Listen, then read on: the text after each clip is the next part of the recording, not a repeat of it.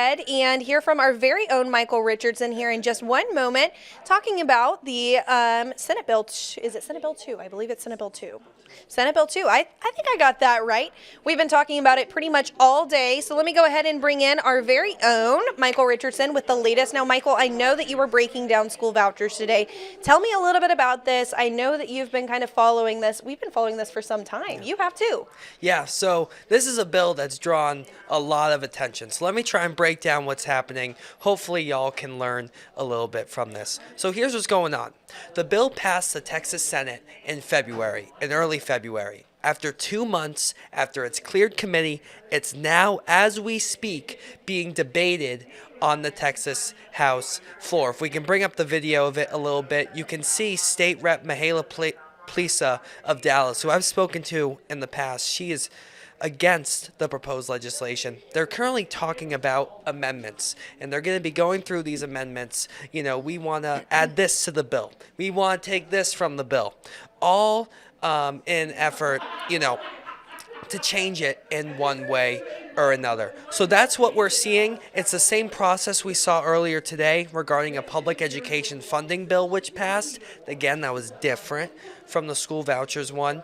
But right now what we're seeing is debate that could go on for many, many hours.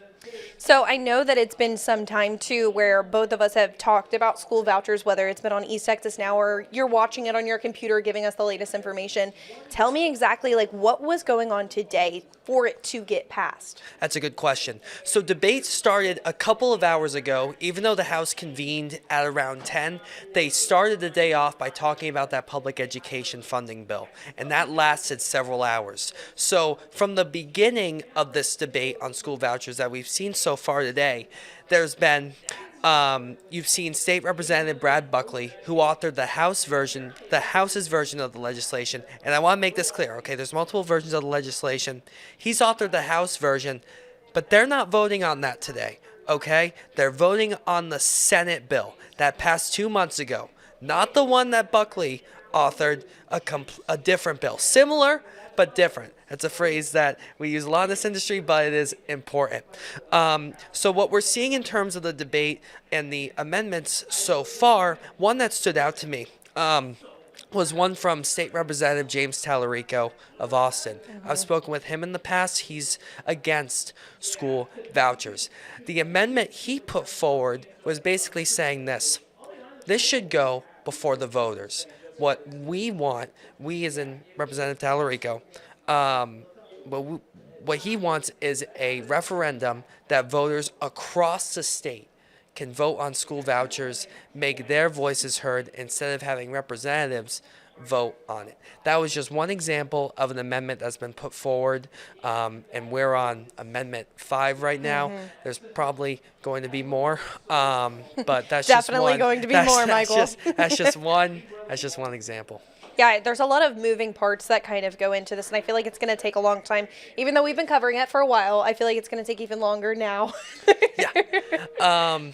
I hope you brought your coffee. Yeah, exactly. Because this could go into the night. Who we're seeing speak currently is State Representative Gene Wu, who is the House Democratic Caucus leader. Again, he's spoken out against school vouchers. Earlier in the day in Austin, just from videos we saw, there was a lot of individuals who went to the Capitol against this legislation. You saw multiple Democrats in the House Democratic Caucus speaking against this. Meanwhile, you have those who support it trying to march forward, trying to make it so that this passes, go through the amendments. You even saw Governor Greg Abbott actually hold a phone call with President Donald Trump, who actually called in so that he could encourage those who support the legislation to get it over that finish line.